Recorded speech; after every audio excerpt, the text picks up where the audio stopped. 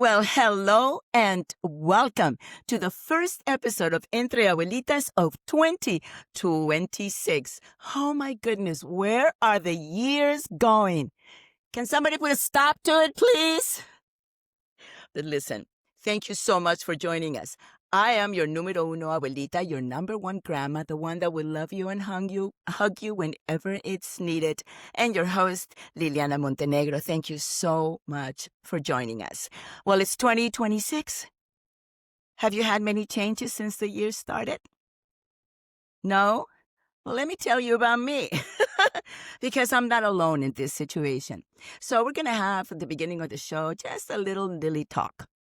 And what that is, have you noticed all the changes that have come this year to abuelitas and abuelitos? Well, it's not quite fair, but let me tell you how I see it.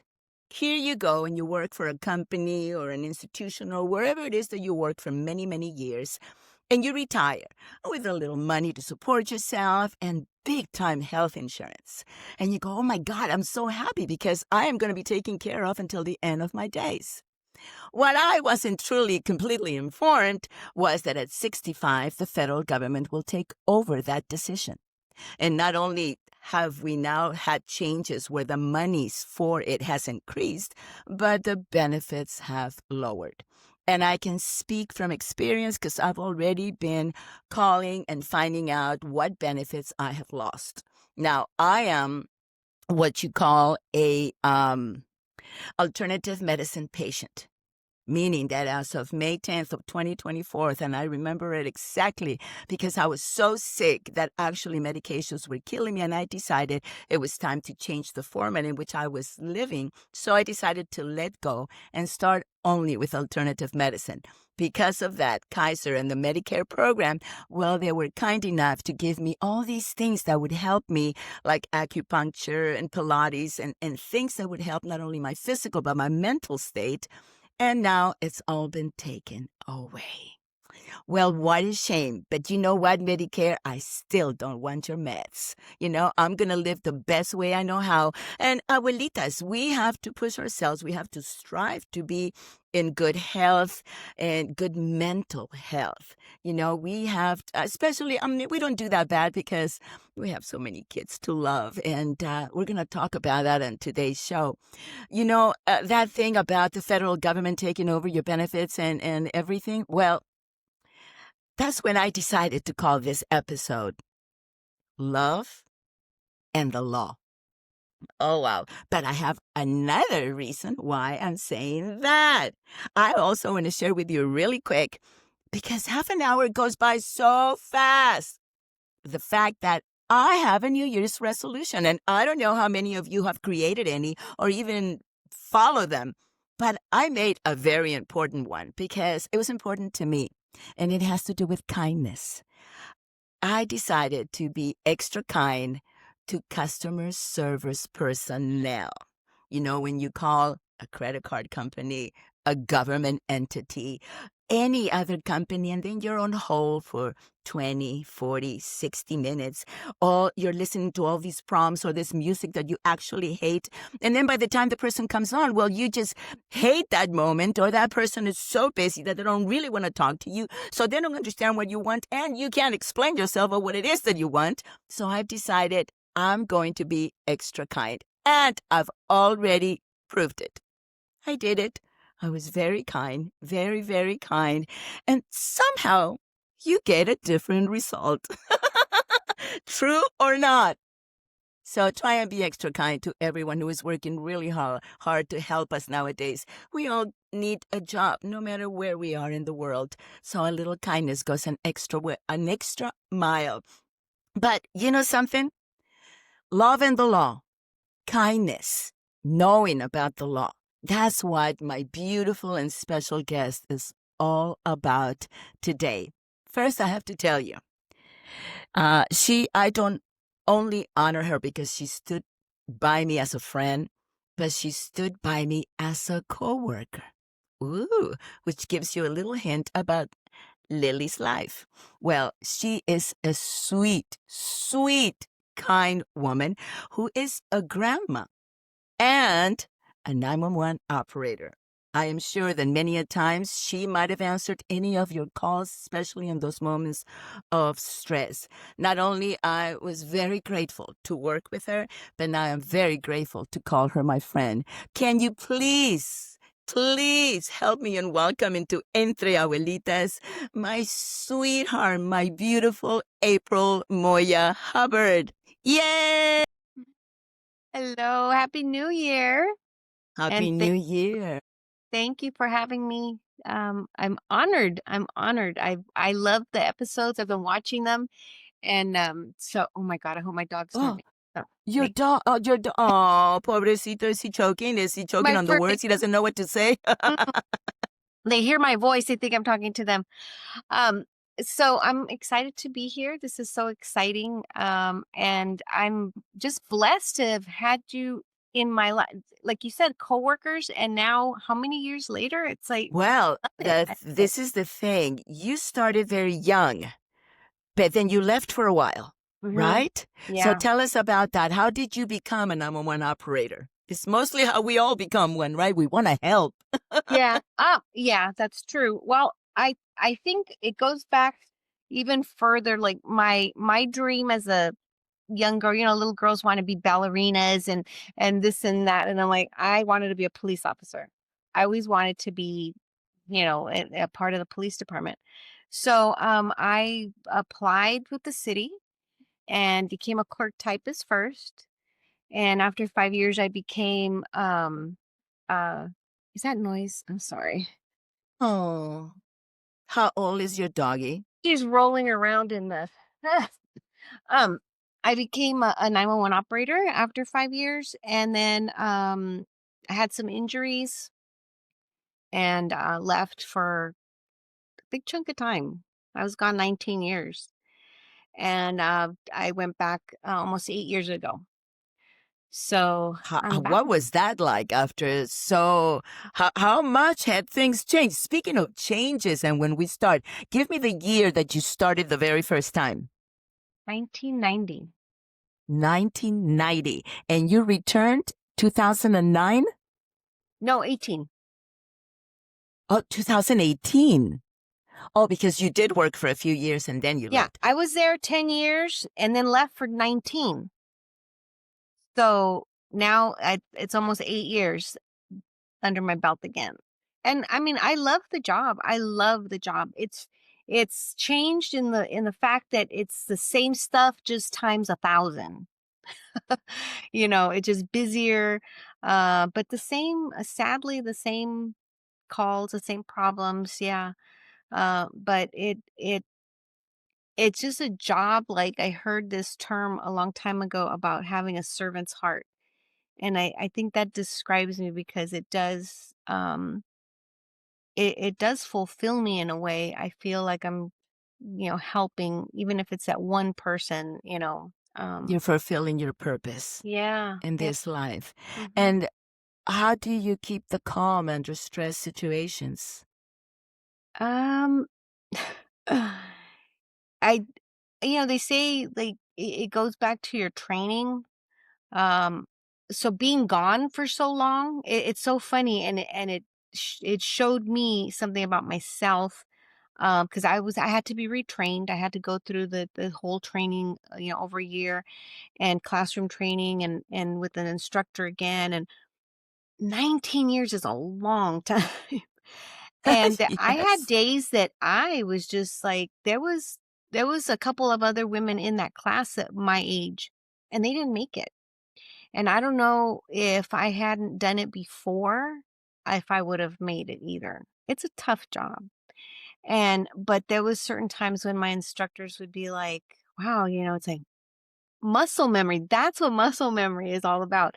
And the streets out in the valley, one of my instructors said, "Hey, are you from the valley?" And I said, "No." I said, "I'm from Hollenbeck." And they're like, "How do you know these streets?" I said, "I I'm don't from the know. barrio. I'm from the barrio." But I knew these weird streets out in the valley, and it's like, I don't know how I know them. They're just like stuck way back in my brain. Totally. So that was pretty amazing to see how my brain and my memory and Was all bringing like it back. back. Yeah, after so long. And one of the instructors says, "Wow, April, you just got right back up on that horse." I'm like, "Thank God." Oh, yes, because if we might share with others, oh, he wants to be on Yeah. camera. Stop it. What is your Yeah, doggy's name? she's very bossy. She's just like Oh, it's her a she. her name's Oh. Mushu. She's a 5-pound Yorkie. Oh Very my bossy. goodness. Very spicy, very spicy. But what made you go back? Did you have to? Because you said you were injured. Yeah. Yeah. And then when you returned, it was either or? Yeah.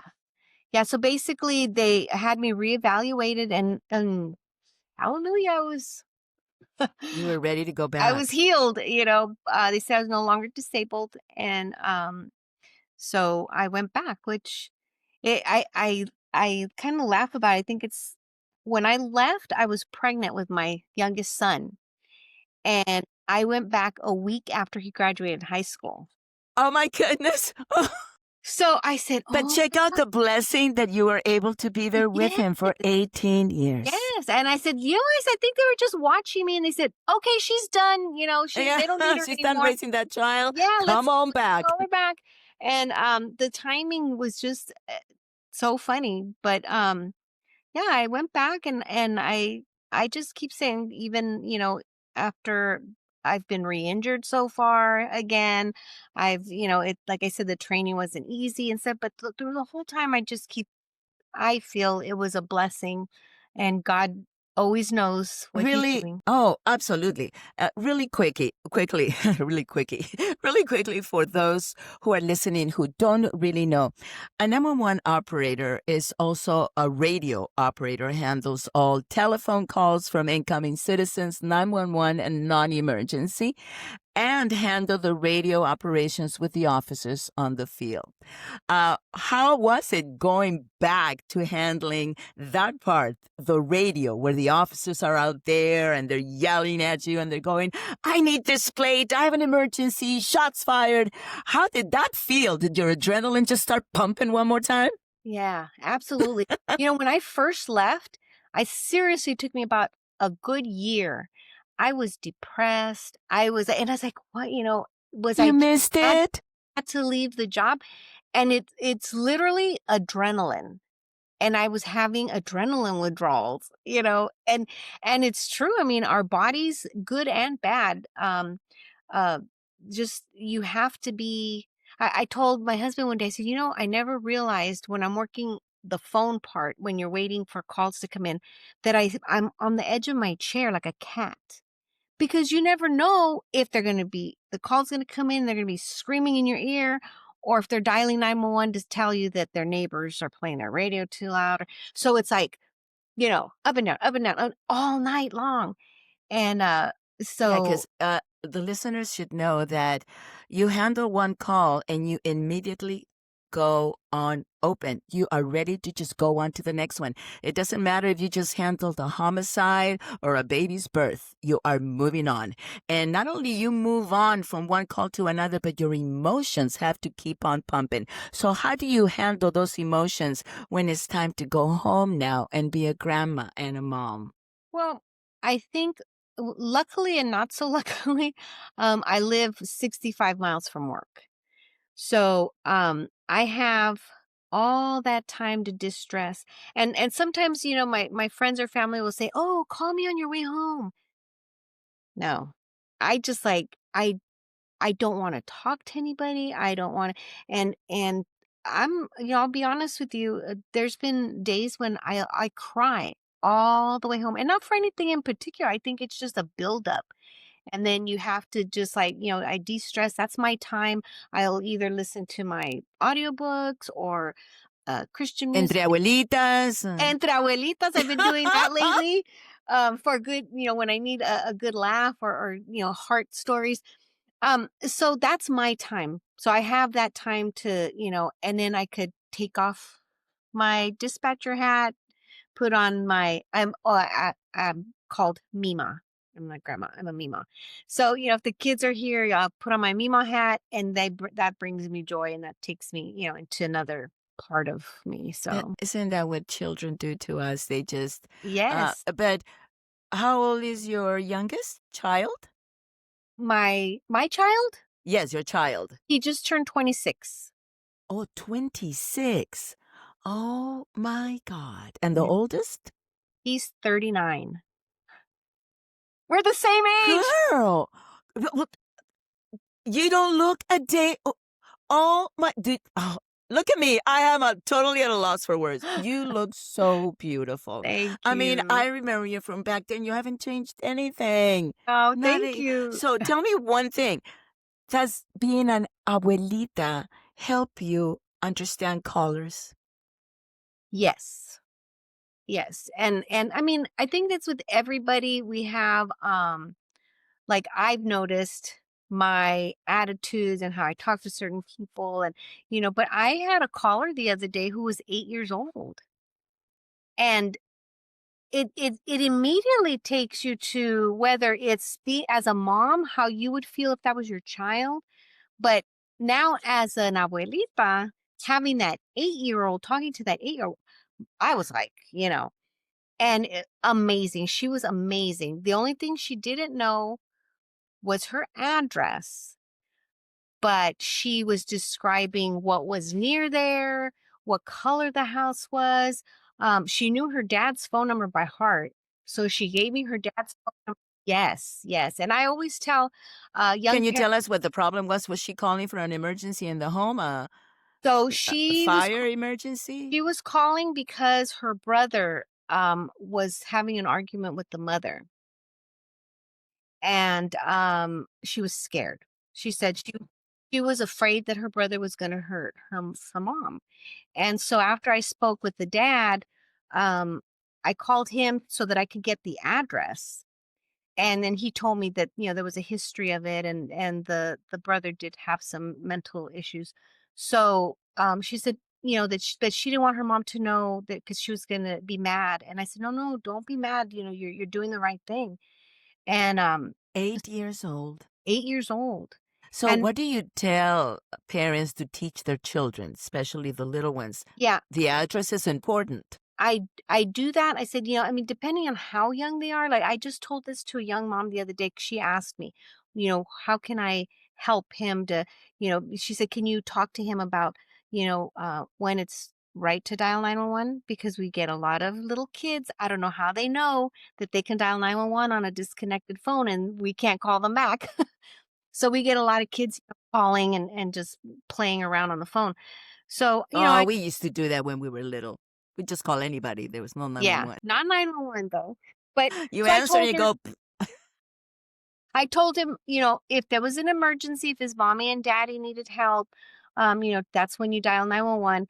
And he's young. So I said, as soon as you can teach him their address, at least the numbers, because we can see um basically the area, but it's not like a landline. When you call from a landline, it gives us your exact address. When you call from a cell phone, which but how many 99.9%, people have landlines nowadays? I still see a few. A few, But yeah, but everybody just has a cell few. phones. So Yeah. now that technology has gotten a lot better, but we still can't pinpoint it 100% all the time. So if they can learn at least their numbers, I told her, if you have a red door or, something that the That will officers can catch their spot out. attention. Yeah. But, But everything, and they were able to get there on time. oh yeah, it That's went, good. it, it, the dad was very concerned that, they were divorced. And so he said that he would go out there if he needed to go pick her up. And, so it was great because if she hadn't have given me the dad's number to get the exact address, I had an idea. She was pretty good. I'm telling you, except for the numbers of the address, she was really good I, at w- trying to I, describe where she was.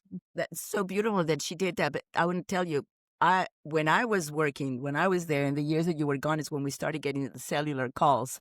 And sometimes they still had to tell us because the markings was where it was the nearest tower. That's how we knew what area they were in.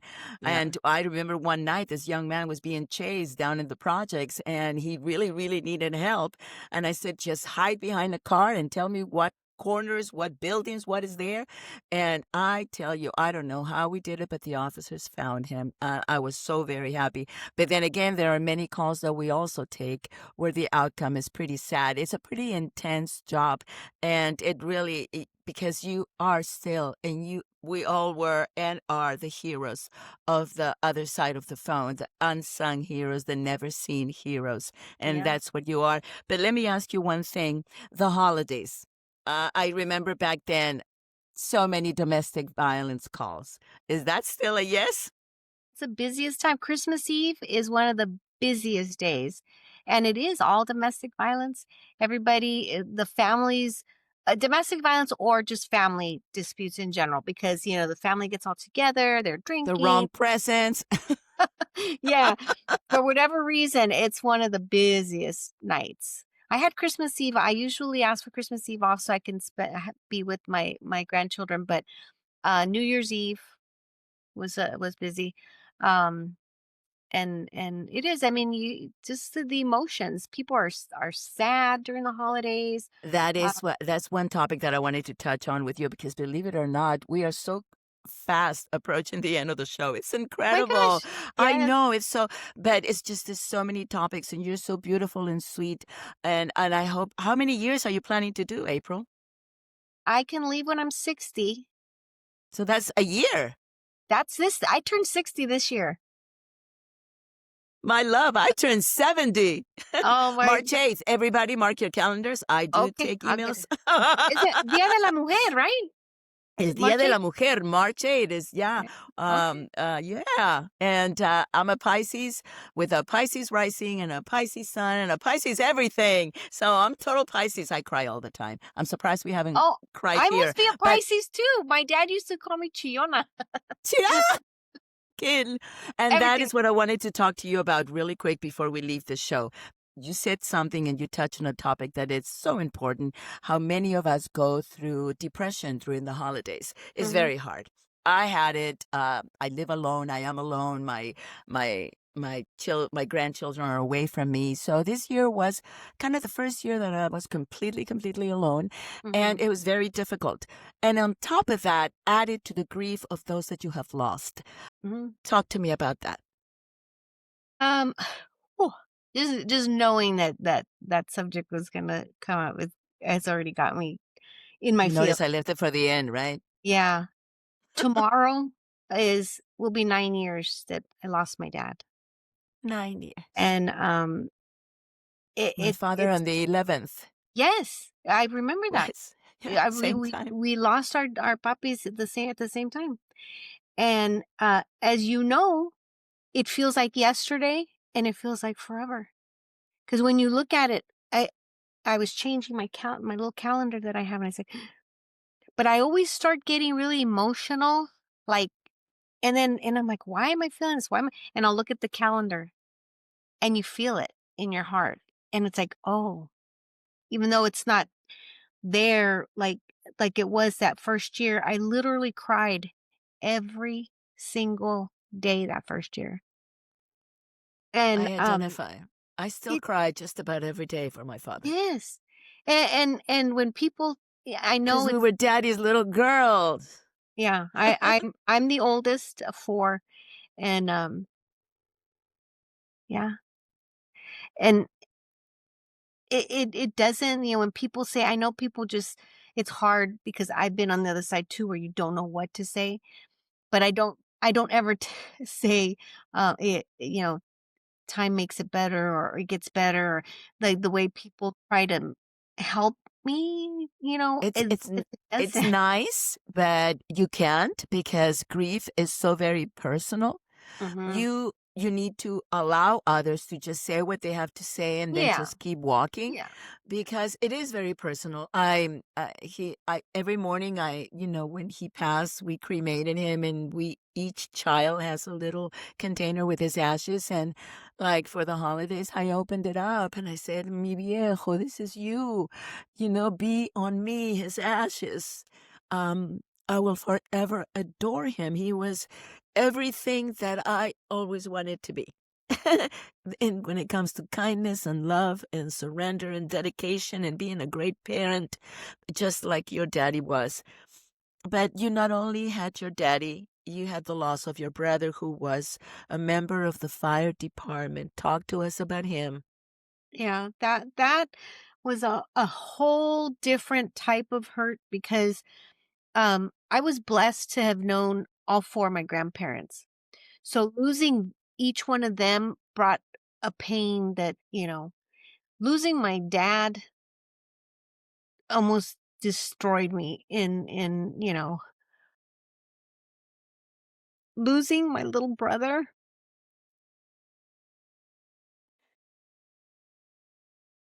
Can you share with us, was he ill?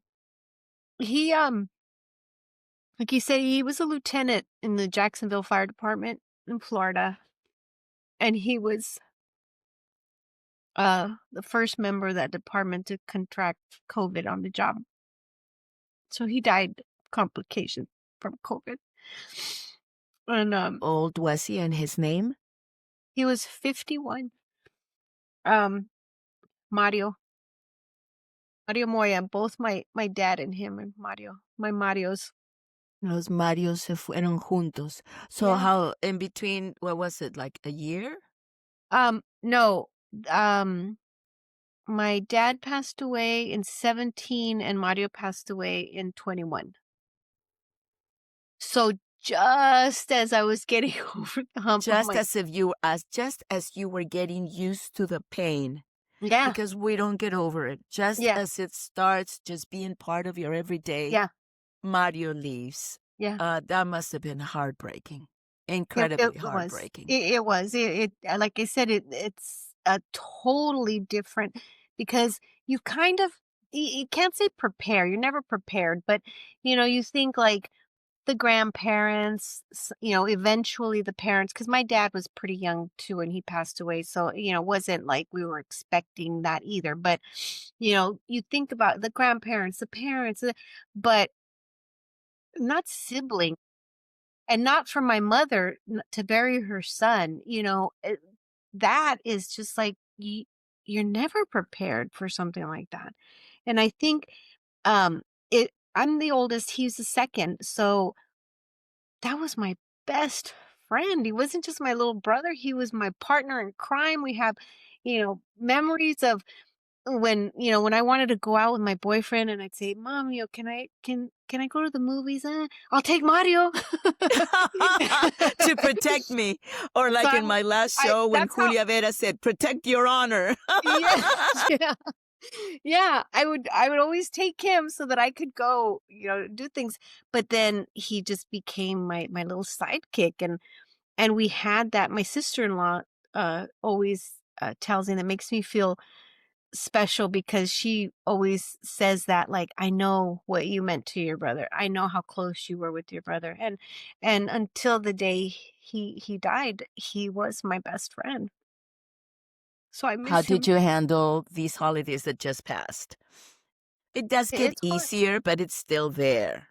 The pain, there are moments when it just hits us and it is so painful. There's nothing you can do but just cry your little heart out. Right.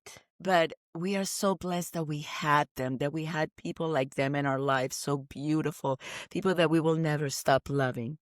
And Yeah. then one day we will see. And they're with God. What a wonderful place to be. Oh, yeah. It just and I feel them all the time. I'm very I have that like, whenever something happens and and you can say like, "Oh, that was God. That was God." It's the same thing, when I'm feeling a certain way. Like I tell you, my dad used to call me Chiona, and whenever I get emotional about something, I could hear him. Ay, no llores, Chiona. And the same thing with my brother, I have little signs, from him all the time. So I know that they're with me. It's just hard not to be able to pick up the phone and say, "Hey, this happened, good or bad," or, just, So, what do you share with those who hold on to grief? How do we share some of our soothing ways. What do we say? Come here. Oh, that little baby. You might as well He's just pick him up. I know. Okay, you're gonna make noise? Okay, here, say hi. Okay. We're Hello both there, we're our both newest guest to the show. we're both wearing pink sweaters. Oh Um, my goodness. well, you know what? Like you said, it's so individual and so I would never try and give any advice per se, except for feel what you cry if you have Oh to. my Uh, God. I don't was hold thinking it. exactly that because Yeah, no matter, there were many a times, and I'm sorry I interrupted, but there were many a times when I just felt like crying on aisle 5 at yeah, Vaughn's. yeah, And I thought, for I no don't really reason. care. Yeah, for I no am reason. crying. Yeah, But people respond so nicely to your yeah, pain. yeah. And I mean that's the beautiful thing is like um you know they'll just let you when I went back to work um after my brother passed away, work was amazing for me. Like they gave me the time. I was off for a month, and I took a few days off because my vacation had been scheduled beforehand, and I took days off to go to Florida for the funeral. And then I came back and I had like about a week left before my vacation was supposed to start. So I came back to work the day after the funeral. I got home from the funeral. And everybody was like, April, why are you here? Why are you here? And some people were just, they would just hug me, no words, just hug me. And that's all I needed. And whatever you need. And I cried and then different phone calls that I get trigger me now. Um, and because you never know, like you said, you'll be on aisle 5 and it's like, why am I crying? There is no reason. It's just something inside you. And so sometimes words help. Sometimes you just say, just just let them cry. The great part about it all is that we can love and love so much and so deep. And that's a gift from God. So, the one thing that I remind myself every day that God doesn't see my mistakes. He doesn't see anything but my heart.